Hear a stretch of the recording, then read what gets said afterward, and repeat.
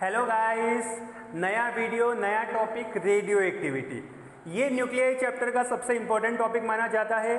JEE mains advance और net वालों का तो फेवरेट भी है। हर साल इससे से कम एक क्वेश्चन तो पूछ ही लेते हैं। चलो तो शुरू करते हैं बिना किसी देर के।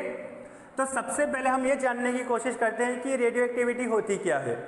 रेडियो एक्टिविटी शुरू करने से पहले मैं प्रीवियस वीडियो से कुछ चीज़ों के बारे में बात करता हूँ। जिन्होंने प्रीवियस वीडियो नहीं देखा है वो जाके जल्दी से देखे। प्रीवियस वीडियो में हमने एक बात करी थी जब हमने बाइंडिंग एनर्जी और एटॉमिक मास का ग्राफ देखा था। तो जो लाइट न्यूक्लियस थे और जो हेवी न्यूक्लियस थे दोनों के दोनों हमारे लिए अनस्टेबल थे। सबसे पहली काम की बात, हेवी एंड लाइट न्यूक्लियस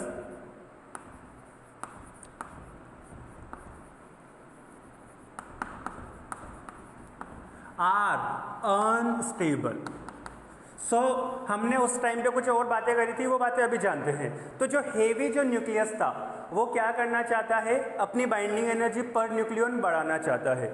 वो कैसे बढ़ाता है, अपने आप को दो छोटे छोटे न्यूक्लियस में ब्रेक करके। वो क्या करता है, हेवी न्यूक्लियस दो छोटे छोटे न्यूक्लियस में ब्रेक हो जाता है। तो ऐसी प्रोसेस को हम लोग बोलते हैं न्यूक्लियर फिजन रिएक्शन। क्या बोलते हैं, न्यूक्लियर फिजन रिएक्शन। अब जो लाइट न्यूक्लियस है, लाइट न्यूक्लियस जैसे कि हाइड्रोजन का हो गया, तो वो न्यूक्लियस अपने आप को स्टेबल करने के लिए क्या काम करते हैं, दो छोटे छोटे मिलके थोड़ा भारी न्यूक्लियाई बनाते हैं। बात समझ आई। तो इस प्रोसेस को हम लोग बोलते हैं न्यूक्लियर फ्यूजन रिएक्शन। जब दो छोटे न्यूक्लियाई मिलके बड़ा न्यूक्लियाई बनाए तो वैसी प्रोसेस को हम लोग बोलते हैं न्यूक्लियर फ्यूजन। बड़े न्यूक्लियाई ब्रेक होकर छोटी में जाए तो उसको बोलते हैं न्यूक्लियर फिजन रिएक्शन। ओके, तो यहाँ पे क्या हो रहा है, न्यूक्लियस के अंदर हम देखें तो एक न्यूक्लियस डिसइंटीग्रेट हो रहा है, एक बड़ा न्यूक्लियस ब्रेक हो रहा है छोटे छोटे न्यूक्लियस में। बस इसी प्रोसेस को हम लोग बोलते हैं रेडियो एक्टिविटी। क्या बोलते हैं, रेडियो एक्टिविटी। लिखते हैं, it is the spontaneous decay of और spontaneous disintegration of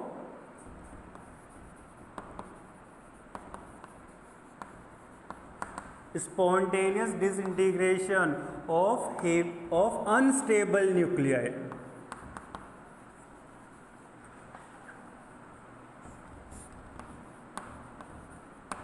is called radioactivity, is called radioactivity। चलो, तो ये जब भी हमारे पास एक न्यूक्लियस ब्रेक होगा तो उसको हम लोग बोलेंगे रेडियो एक्टिविटी। और ये जो प्रोसेस जो फॉलो होती है इसको हम लोग बोलते हैं radioactive decay. And the process of decay of unstable nuclei is called radioactive decay, is called radioactive decay। अब यहां तक तो ये बात हो गई हमारी डेफिनेशन के लिए। अब न्यूक्लियर फ्यूजन फिजन पे जाने से पहले हम कुछ और भी रेडियो एक्टिव डिकेज होते हैं उनके बारे में जानते हैं। हमारे पास जनरली 3 टाइप के डिकेज होते हैं। फ्यूजन फिजन ये रिएक्शन से, इनके बारे में बात की बात है, डीके के लिए बात कर रहे हैं। तो हमारे पास 3 टाइप के डीके होते हैं। कौन कौन से होते हैं, 3 types of radioactive decay. जो फर्स्ट टाइप का होता है उसको हम लोग बोलते हैं alpha decay. First one is alpha decay, the second one is beta decay and the third one is gamma decay. I think so तीसरे वाले का नाम तो तुम वैसे ही गेस कर सकते थे अल्फा बीटा को देख के, कोई बड़ी बात नहीं है। तो हमारे पास 3 डिफरेंट टाइप के डीकेज होते हैं, alpha decay, beta decay, gamma decay. ये हो गया हमारा रेडियो एक्टिविटी फिनिश। अब हमको क्या करना है, इन तीनों डीकेज के बारे में जानना है और एक इस हिसाब से डीके होते हैं उनके बारे में जानना है। जल्दी से नोट करो इसको। फिर हम लोग देखते हैं अल्फा डीके, उसके बाद बीटा डीके, उसके बाद गामा डीके। चलो जल्दी से नोट कर लो। चलो तो अब हम लोग देखते हैं अल्फा डीके के बारे में। सबसे पहले काम की बात, जो डीके होता है वो किसका होता है? न्यूक्लियस का। न्यूक्लियस, जब भी हम यहाँ पे इक्वेशंस लिखेंगे, एटम्स लिखेंगे, तो एटम का डीके नहीं होता, क्या किसका होता है? उसके न्यूक्लियस का। ओके, तो मान ले मेरे पास कोई एक एटम है X जिसका न्यूक्लियस अनस्टेबल है। Okay, unstable nucleus.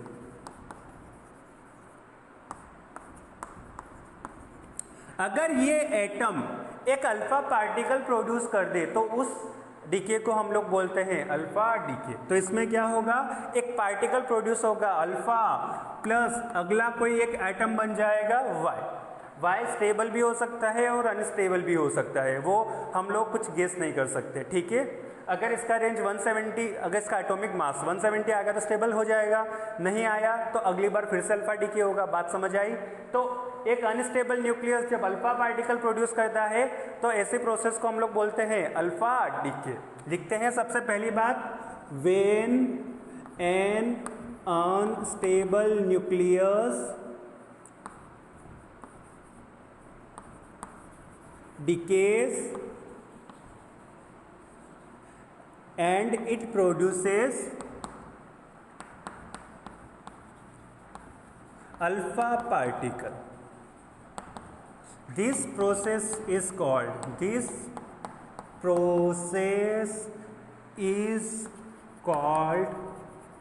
Alpha decay. Okay, alpha decay हमारे ख्याल से समझ आया सबको। अब मान ले जो एटम जो होता है, जो एटम डिसइंटीग्रेट होने वाला है, उस एटम को हम लोग बोलते हैं पेरेंट न्यूक्लियस। तो ये हुआ मेरे लिए पेरेंट न्यूक्लियस और न्यूक्लियाई। अब जो बना, पेरेंट से बच्चे पैदा होते हैं, तो इसको हम लोग सन न्यूक्लियस नहीं बोलते, पता नहीं क्यों इसको बोलते हैं डॉटर न्यूक्लियस। क्या बोलते हैं? Daughter nucleus.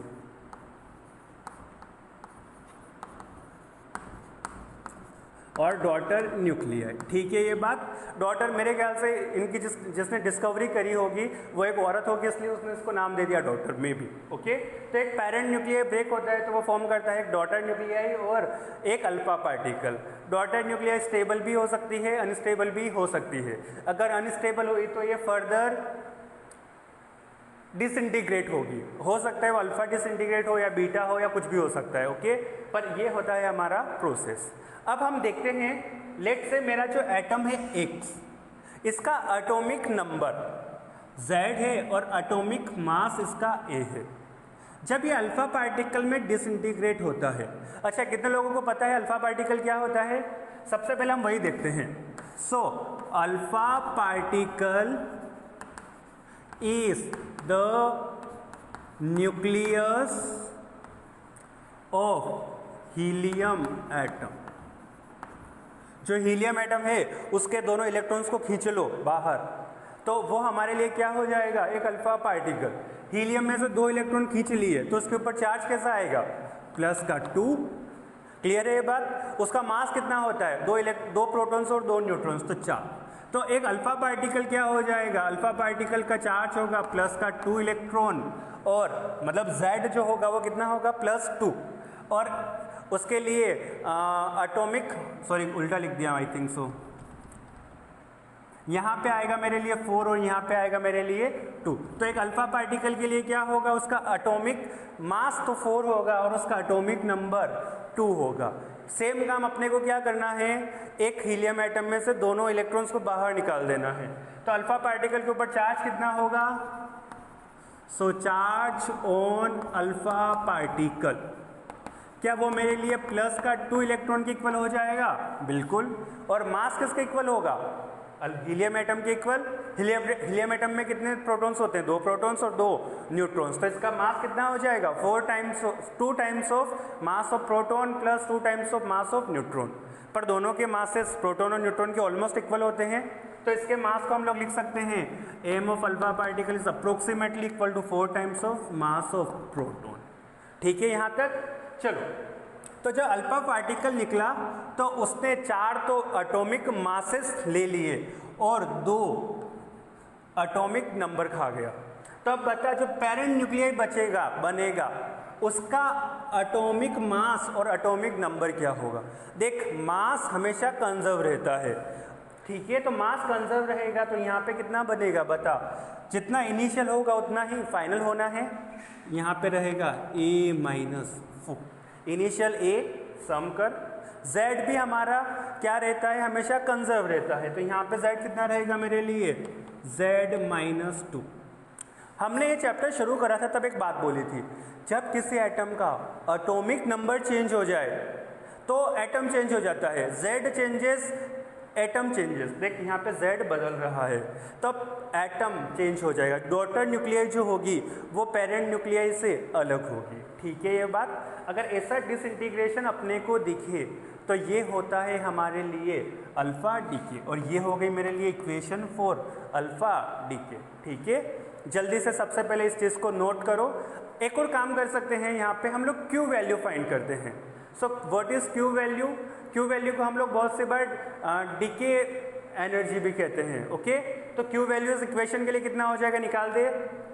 So Q value is equals to mass of H minus mass of alpha plus mass of Y into C square. So this is our Q value for the given equation. ठीक है ये बात, चलो तो अब इन सारी चीज़ों को नोट कर लो अच्छे से। चलो तो हम लोग अपना एग्जाम्पल करते हैं इस टॉपिक के ऊपर। When uranium 236 decays into thorium 228 it emit alpha particles. Find number of alpha particle emitted in this process. First part, second find disintegration energy जो कि है हमारे लिए Q value. Third, if initially uranium 236 is at rest find kinetic energy of alpha particle. अपने को जब rest पे रहेगा तो उसकी काइनेटिक एनर्जी निकालनी अल्फा पार्टिकल की, वो कितनी होगी। Assume particle travel in straight line, अपने को सबके मासेस दिए गए हैं। जल्दी से ट्राई करो सारे क्वेश्चंस को।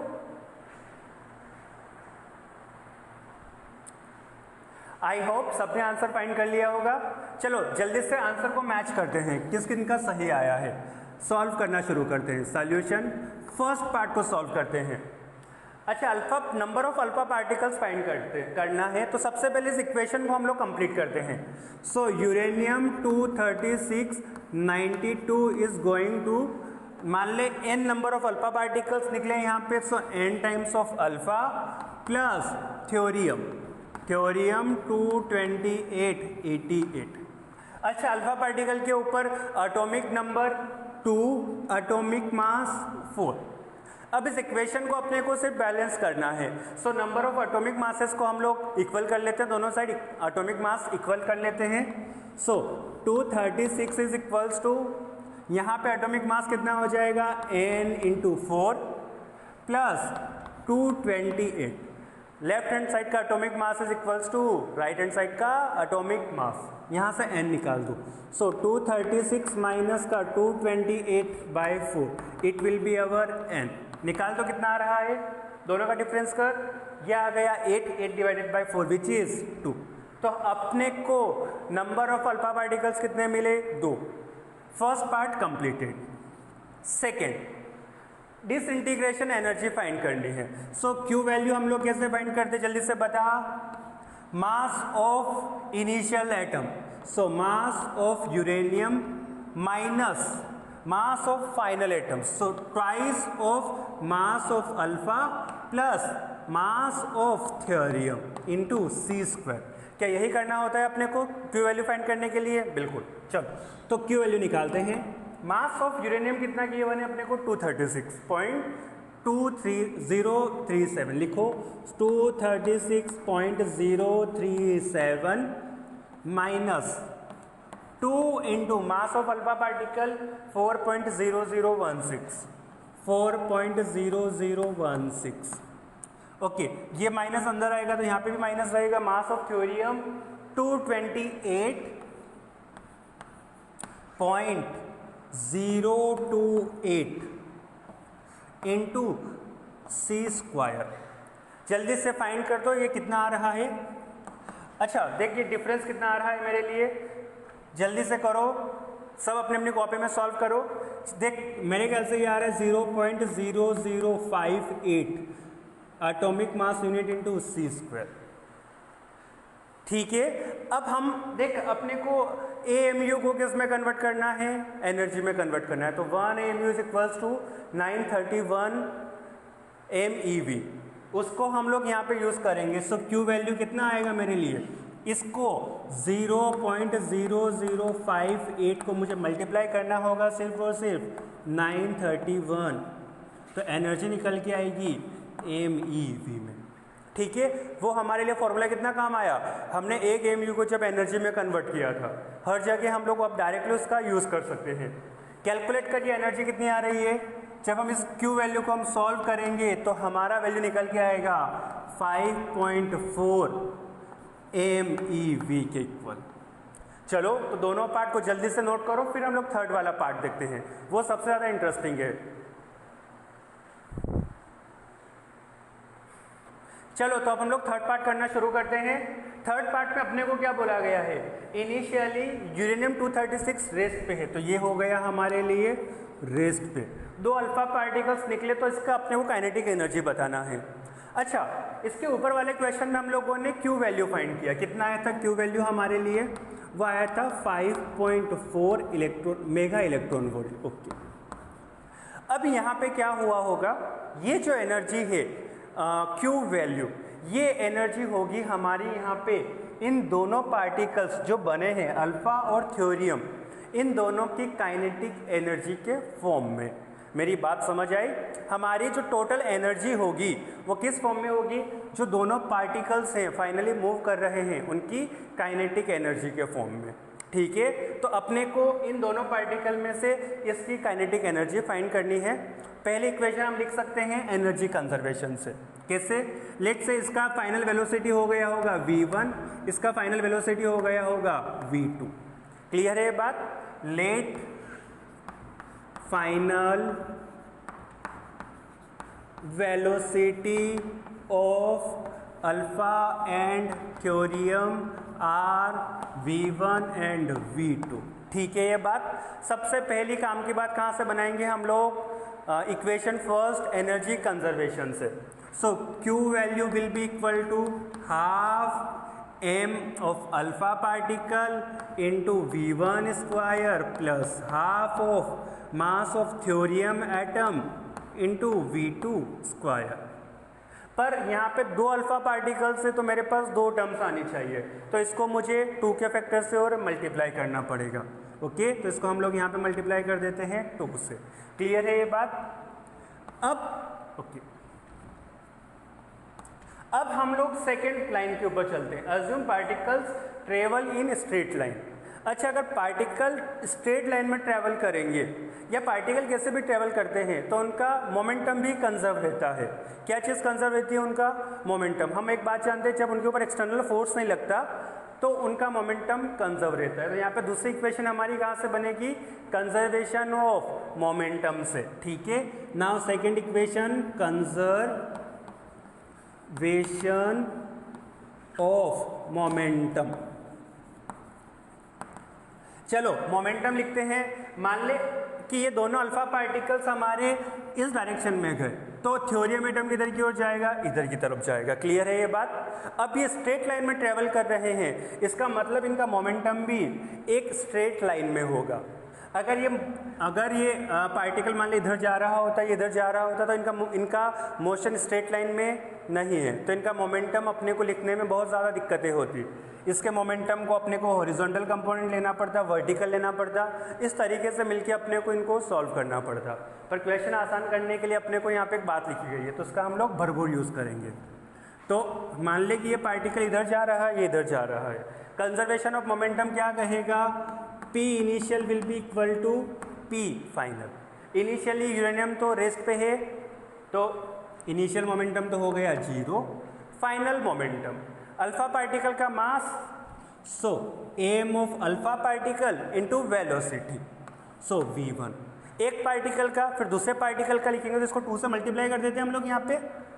ओके, पर ये जो मोमेंटम है ये मेरा नेगेटिव एक्स डायरेक्शन में है। हम इधर की तरफ प्लस का पॉजिटिव एक्स लेते हैं तो अपोजिट हो जाएगा मेरे लिए नेगेटिव एक्स। तो इस मोमेंटम को मुझे लिखना पड़ेगा माइनस साइन के साथ प्लस थ्योरियम का। So mass of thorium atom into V2। यहाँ से तेरी इक्वेशन आ गई क्या भाई, 2 times of M alpha into V1 is equals to mass of thorium atom into V2। मास हम लोगों को गिवन है सबका, पुट करते हैं, पर यहाँ पे अपने को इतना एग्जैक्ट वैल्यू में सब्स्टिट्यूट करने की कोई भी ज़रूरत नहीं है। हम इनका अप्रोक्सीमेटली मास ले सकते हैं, जैसे कि मास ऑफ अल्फा 4 ले सकते हैं, थ्योरियम का 228 ले सकते हैं। सब्स्टिट्यूट करें, चलो। तो अच्छा, सबसे पहले इतनी चीज़ उतार ले, फिर हम लोग इसको सॉल्व करते हैं। चलो, तो ये हमारी इक्वेशन आई थी। अब इससे और इनसे हम लोग V1 और V2 फाइंड कर लेते हैं। ओके, तो सबसे पहले हम मोमेंटम वाली इक्वेशन से लिखते हैं। So 2 into mass of alpha particle है 4 into V1 is equals to, thorium का मास है 228 इंटू V2। मुझे यहाँ से V2 मिला। V2 कितना आया मेरे लिए, 8V1 अपॉन 228। इसको फिलहाल ऐसे ही रहने देते बिना कुछ कैंसिल करे। अब हम Q वैल्यू निकालते हैं यहाँ से। एक बात बता, Q इज इक्वल्स टू हम लिख सकते हैं 2 इंटू सॉरी 2 से 2 कैंसिल होगा तो हम लिख सकते हैं mass of alpha which is 4, V1 square की जगह V1 square plus half M of thorium is 228 into V2 की जगह हम पुट कर सकते हैं ये वाली टर्म। कितना हो जाएगा बता तो, 8V1 अपॉन 228 का होल स्क्वायर। अब इसको हम लोग सॉल्व कर सकते हैं, थोड़ा और करो इसको simplify. So Q is equals to 4V1 square plus इधर अभी मैं हाफ को हाफ रहने देता हूँ। सो 228 इंटू 8 का स्क्वायर हो जाएगा 8 into V1 square upon 228 into 228। Okay, नीचे वाली टर्म को भी मैं मिटा रहा हूँ अब। ठीक, तो इधर की तरफ से मेरे लिए आया Q is equals to 4 times of V1 square plus इधर देख 228 से 228 कैंसिल हुआ, एक 8 से 2 कैंसिल हुआ तो यहाँ पे बचा 4 से 228 कैंसिल होगा, देख कितने टाइम्स हो रहा है 57 टाइम्स। तो यहाँ पे मेरे पास क्या बचा, 8 times of V1 square upon 57। यहाँ से हम V1 स्क्वायर कॉमन ले सकते हैं। So 4 plus 8 upon 57 into V1 square, इसको सॉल्व कर लेंगे। कर कितना आ रहा है 57 into 4 28 228। Okay, so 228 plus 8 so 236, so 236 upon 57 times of V1 square is equals to Q। तो यहाँ से तुझे V1 स्क्वायर का वैल्यू मिल गया। सो V1 कितना मिला अपने को 57 Q upon 236। Okay, V1 square मिल चुका अपने को। तो अब हम लोग अल्फा पार्टिकल का एनर्जी भी फाइंड कर सकते हैं, which is so kinetic energy of alpha particle is given by half into mass of alpha particle, okay, which is 4 into V1 square which is 57Q upon 236। इसको हम लोग अब आराम से कैलकुलेट कर सकते हैं। 4 से ये कैंसिल हुआ 2, यहाँ से ये भी कैंसिल हुआ 1, 36 विच इज 17 और नोट 18। ओके, तो मेरा आंसर कितना आया, kinetic energy of alpha particle अपने को मिला 57 अपॉन 118 टाइम्स ऑफ Q। ऐसे क्वेश्चंस अपने से पूछे जाते हैं, क्लियर है, जिसमें अपने को कुछ लेंदी सा कैलकुलेशन होता है पर ये आसानी से हम लोग सॉल्व कर सकते हैं। चलो जल्दी से इन सारी चीज़ों को नोट कर लो।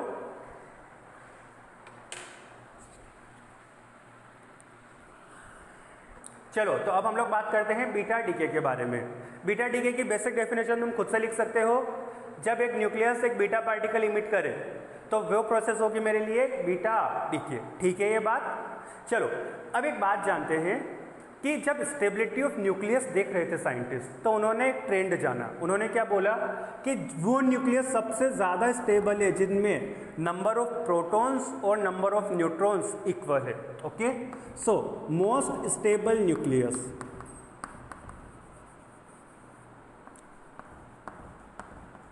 जिन भी न्यूक्लियस में नंबर ऑफ प्रोटॉन्स और नंबर ऑफ न्यूट्रॉन्स इक्वल थे वो सबके सब स्टेबल थे। और एक और बात बोल सकते हैं, n/z का रेशियो जिन जिन के लिए 1 आ रहा था वो सबके सब कैसे थे मेरे, स्टेबल थे। ठीक है, अब जिनमें भी n/z का रेशो 1 नहीं था वो सब के सब थोड़े अनस्टेबल थे, तो वो सब क्या चाहते थे, अपना n/z का रेशो 1 बनाना। अब वो किस तरीके से बनाते हैं 1, उसके लिए हम अलग अलग प्रोसेसेस देखते हैं। ओके, ये दोनों बातें जल्दी से नोट कर ले। चलो, तो सबसे पहले हम पढ़ते हैं beta minus decay. Beta minus decay, अब देख यहाँ पे बीटा डीके को समझने के लिए हम यहाँ पे n और z का ग्राफ बनाते हैं। इधर है मेरे पास नंबर ऑफ न्यूट्रॉन्स, इधर है नंबर ऑफ प्रोटॉन्स, और ये लाइन है मेरे लिए n is equals to z वाले, जिसमें स्टेबल न्यूक्लियस है। ओके, अब कोई भी एक एटम है या न्यूक्लियस है जिसमें नंबर ऑफ न्यूट्रॉन्स ज़्यादा है नंबर ऑफ प्रोटॉन्स से, क्या है उसमें नंबर ऑफ न्यूट्रॉन्स ज़्यादा है नंबर ऑफ प्रोटॉन्स से, यहाँ पे कहीं पे वो होगा हमारा न्यूक्लियस, अज्यूम कर लेते हैं। अब ये न्यूक्लियस क्या चाहता है, अपने आप को स्टेबल करना। अपने आप को स्टेबल कैसे करेगा, या तो ये नंबर ऑफ न्यूट्रॉन्स को कम करे या नंबर ऑफ प्रोटॉन्स को बढ़ाए। क्या काम कर सकता है वो, नंबर ऑफ प्रोटॉन्स को बढ़ा सकता है या फिर नंबर ऑफ न्यूट्रॉन्स को कम कर सकता है। यहाँ पे देख तू, मेरा n/z का रेशियो ग्रेटर देन 1 है, तो ये जो न्यूक्लियस है ये क्या चाहेगा, कुछ इधर आना, स्टेबिलिटी की लाइन की तरफ आना। ठीक है ये बात, तो ये क्या करता है, न्यूट्रॉन्स को प्रोटॉन्स में कन्वर्ट करता है। बीटा डीके में क्या होता है, न्यूट्रॉन्स ज़्यादा होते हैं और वो न्यूट्रॉन्स प्रोटॉन्स में कन्वर्ट होते हैं। कैसे कन्वर्ट होते हैं वो हम देखते हैं। हमारे पास यहाँ एक न्यूट्रॉन है, वो कन्वर्ट होगा हमारा प्रोटॉन में। सो यहाँ पे आया एक प्रोटॉन, प्रोटॉन के ऊपर चार्ज होगा प्लस का, चार्ज कंजर्वेशन के हिसाब से प्रोटॉन प्रोड्यूस हुआ, तो यहाँ पे एक और पार्टिकल प्रोड्यूस होगा जिसको हम लोग बोलते हैं बीटा माइनस, और इसको एक और नाम से जाना जाता है, इसको हम लोग इलेक्ट्रॉन भी बोल सकते हैं। प्रोटॉन होता है और साथ में एक इलेक्ट्रॉन भी प्रोड्यूस होता है, प्लस जब भी इलेक्ट्रॉन प्रोड्यूस होता है तो उसके साथ एक और पार्टिकल एसोसिएट होता है जिसको कुछ ऐसे रिप्रेजेंट किया जाता है, और ये होता है न्यूट्रिनो। क्या होता है, neutrino.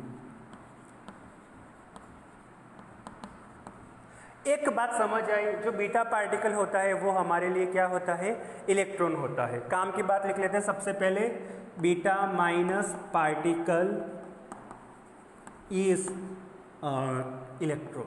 Okay, and new is our, कौन सा पार्टिकल है ये, न्यूट्रिनो। अब न्यूट्रिनो हमेशा निकलता ही निकलता है। न्यूट्रिनो चार्ज इसका 0 होता है, इसका चार्ज कितना होता है, Q इज इक्वल्स टू 0 होता है। यहाँ तक कि इसका मास भी लगभग 0 होता है, इसका मास भी अप्रोक्सीमेटली 0 होता है। तो जो न्यूट्रिनो होता है उसको डिटेक्ट करना ऑलमोस्ट इम्पॉसिबल है, क्योंकि ये किसी के भी साथ रिएक्ट नहीं करता, ना तो ये मैटर के साथ कोई अपना संबंध बनाता है, मतलब रिएक्ट करता है, या फिर किसी के साथ भी रिएक्ट नहीं करता। तो न्यूट्रिनो को डिटेक्ट करना लगभग इम्पॉसिबल है। ओके, ये होती है हमारी बीटा माइनस डीके की प्रोसेस। इसकी इक्वेशन, इसकी डेफिनेशन हम लोग लिख सकते हैं। किस तरीके से लिखेंगे बता दे जल्दी से। When neutron get converted into proton, it produce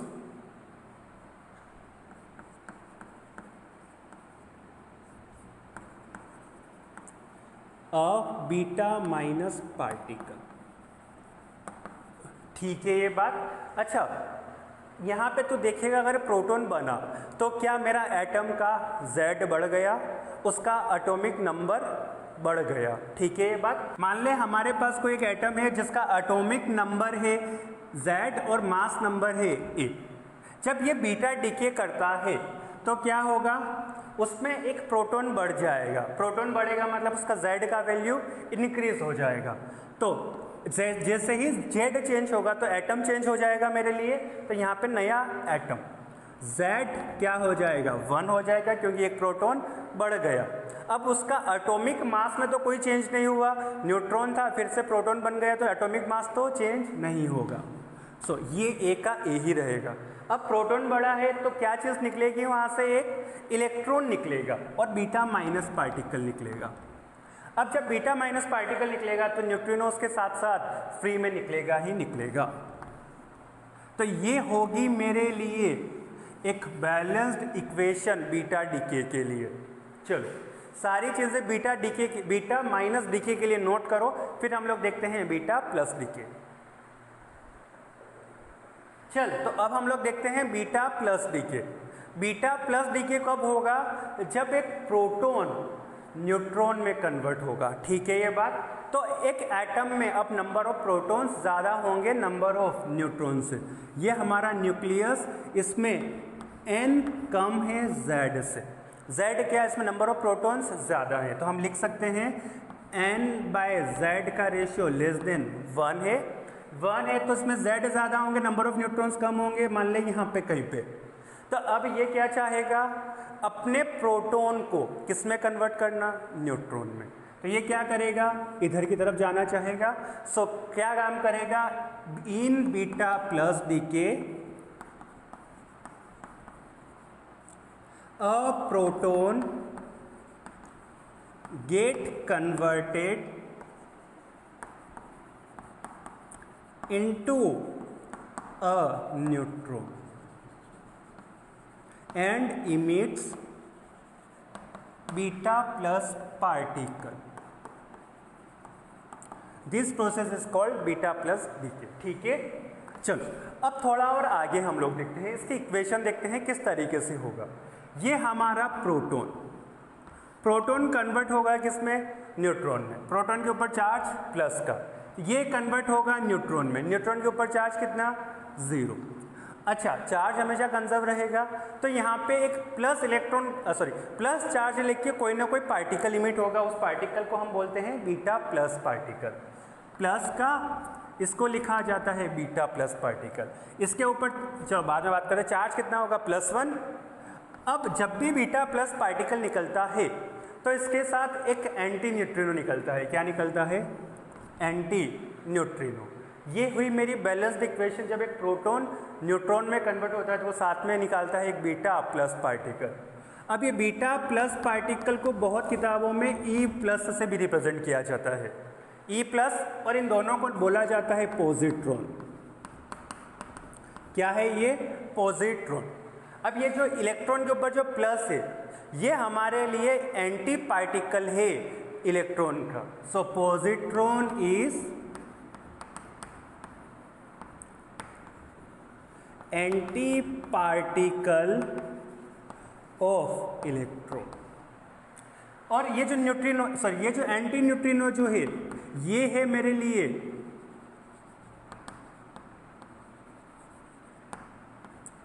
anti neutrino. ये है मेरे लिए anti particle of neutrino, anti particle of neutrino. अब तुम पूछोगे सर ये एंटी पार्टिकल क्या होता है? एंटी पार्टिकल सेम जो पार्टिकल है उसका एंटी पार्टिकल। एंटी पार्टिकल में मास सेम रहता है, चार्ज अपोजिट हो जाता है। जो इलेक्ट्रॉन, यहाँ पे पॉजिट्रॉन जो निकलेगा, पॉजिट्रॉन का मास इलेक्ट्रॉन के मास के इक्वल रहेगा, लेकिन चार्ज इलेक्ट्रॉन के अपोजिट रहेगा, मतलब प्लस का ई रहेगा, इक्वल होगा और अपोजिट होगा। ठीक है ये बात? तो पॉजिट्रॉन के बारे में कुछ बातें लिखते हैं। So beta plus, so mass of beta plus is equals to mass of electron charge on beta plus is equals to plus का इलेक्ट्रॉन। जितना मास प्रोटॉन के जितना चार्ज प्रोटॉन के ऊपर होगा उतना ही चार्ज मेरा बीटा प्लस पार्टिकल लेके निकलेगा। ये बात समझ आई? अब इसकी हम लोग इक्वेशन लिखते हैं जब एटम में कन्वर्जन कैसे होता है। लेट से मेरे पास कोई एक एटम है X, उसका एटॉमिक नंबर है Z और मास नंबर है A। ये कन्वर्ट हो रहा है, बीटा प्लस डिके कर रहा है।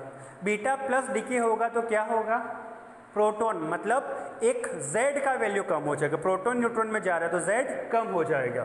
तो हमारा नया एटम बनेगा Y, जिसका Z डॉटर न्यूक्लियाई से पेरेंट न्यूक्लियाई से कम होगा और एटॉमिक नंबर तो सेम ही रहेगा।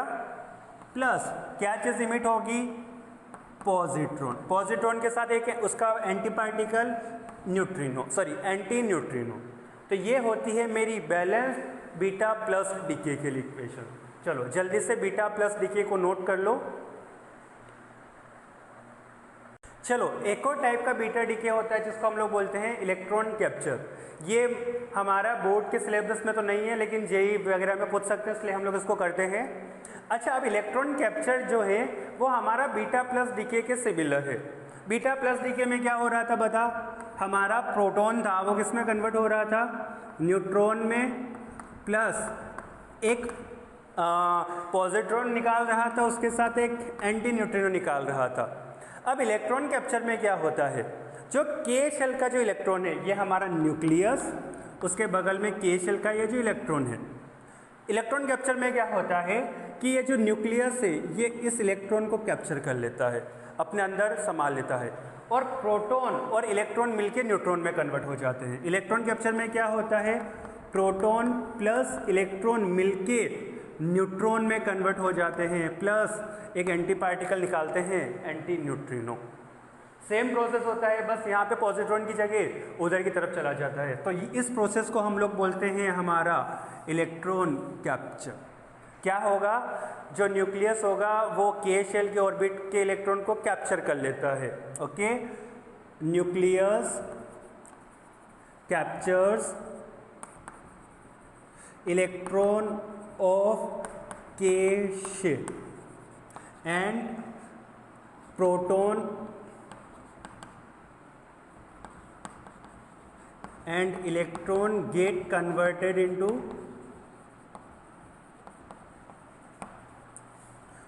न्यूट्रॉन। ठीक है ये बात, इसको बहुत बार के कैप्चर भी कहा जाता है, इलेक्ट्रॉन कैप्चर और के कैप्चर। समझ आया होगा क्यों इसको के कैप्चर कहा जाता है, क्योंकि के शेल के इलेक्ट्रॉन को खींचता है, तो इसको हम लोग बोल देते हैं के कैप्चर। ओके, जल्दी से इलेक्ट्रॉन कैप्चर को भी नोट कर लो। अच्छा, इसकी एटम वाली इक्वेशन बता, तो न्यूक्लियस के लिए हम लोग कैसे लिखेंगे, हम लिखेंगे लेट से ए जेड, अपने को कोई भी एक एटम दिया गया है, इसमें हम एक इलेक्ट्रॉन ऐड करेंगे तो एक प्रोटॉन न्यूट्रॉन में कन्वर्ट होगा, तो जेड कम हो जाएगा। सो एक्स ए जेड माइनस 1 प्लस एक एंटी न्यूट्रिनो। ये हो गई हमारे लिए इलेक्ट्रॉन कैप्चर की इक्वेशन। ओके, जल्दी से नोट कर लो। चलो, तो अब हम लोग बात करते हैं गामा डीके के बारे में। जब हमारा पेरेंट न्यूक्लियस डॉटर न्यूक्लियस में कन्वर्ट होता है, वो कुछ भी इमिट कर सकता है, अल्फा पार्टिकल या बीटा पार्टिकल। ओके, तो ये जो हमारा डॉटर न्यूक्लियस होता है ये जनरली हाई एनर्जी स्टेट में होता है। तो वहाँ पे ये क्या काम करते हैं, एक फोटोन इमिट करते हैं और वो न्यूक्लियस ग्राउंड एनर्जी स्टेट में आ जाता है। ऐसे प्रोसेस को हम लोग बोलते हैं गामा डीके। डेफिनेशन मैंने लिख दिया, बहुत ही अच्छे से नोट कर लेना। अच्छा, लेट्स से मेरे पास कोई एक एटम है X जिसका एटॉमिक नंबर है एटॉमिक नंबर है Z और मास नंबर है A। वो एक बीटा डीके कर रहा है, बीटा माइनस डीके ले लेते हैं। तो बता मेरा फाइनल एलिमेंट कौन सा बनेगा, बीटा माइनस डीके में।